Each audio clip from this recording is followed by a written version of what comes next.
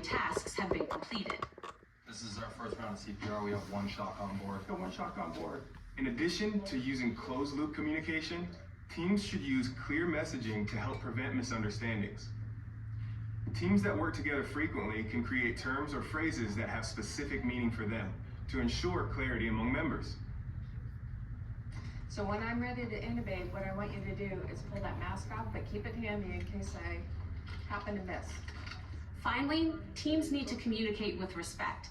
Speak to each other in a professional manner, regardless of scope of practice or expertise.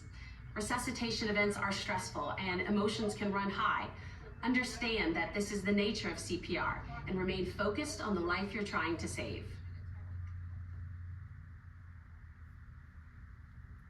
Okay, as you noticed during that little video clip, everybody kind of knew their role. Once, like if you're ever in a code and you're in the hospital, once you call that code, you know, you might be in there by yourself initially, but probably within 2 minutes, you're gonna have so many people in there and everybody's gonna know their role. Some hospitals or facilities have a code team. So when that code team comes, they know exactly what they come to do, whether it's a recorder that's writing everything. It's usually gonna be your doctor or nurse practitioner that's calling the code, telling you what to do, start compressions, stop compressions, give this medicine or whatever.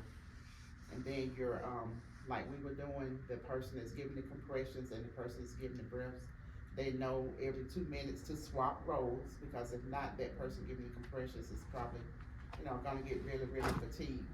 And then just say you've been giving compressions for only 2 minutes and you notice, or that person's giving compressions for a minute or however long, and you notice that they're getting tired, you can kind of just bump them on and say, hey, I noticed you're getting a little tired, let me take over.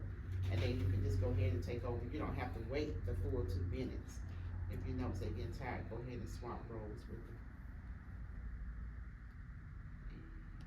Let's see what this code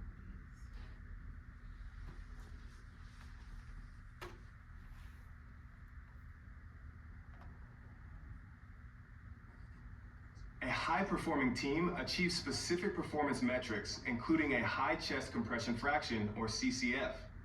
CCF is the amount of time spent doing high-quality chest compressions during a cardiac arrest resuscitation attempt. You can only achieve a high CCF by eliminating pauses during high-quality CPR.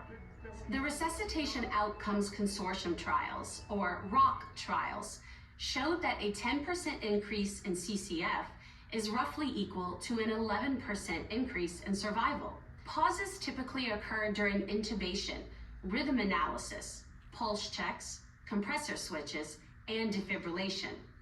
We'll address some best practices for eliminating pauses in some of these areas, but you'll also need to measure high-quality CPR metrics at your own place of practice to identify other areas where pauses exist. You cannot improve what you do not measure. Whenever compressions are paused, compressors should hover their hands over the chest and be prepared to resume compressions. As a BLS provider, you may notice that advanced providers check for a pulse, pre-charge the defibrillator, and prepare to deliver a shock about 15 seconds before pausing compressions at the end of each 2-minute cycle. When using an AED, the prompts will instruct you when to pause. For example, during rhythm analysis or shock delivery. Switch compressors with the second compressor coming in from behind the first. This allows the second compressor to have the same view of the team, and in particular of the AED or defibrillator. For seamless transitions, switching between cycles every 2 minutes is best. However, if a compressor needs to switch because of fatigue, coordinate the switch to happen as fluidly as possible, such as while delivering breaths. Stop CPR, switch. Stay hovering. Shocking, everybody clear. Shock, go. It's a best practice to use real-time feedback devices during CPR.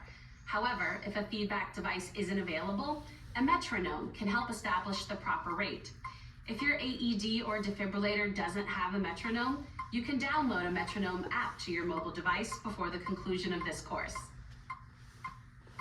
It's not enough to know what to do.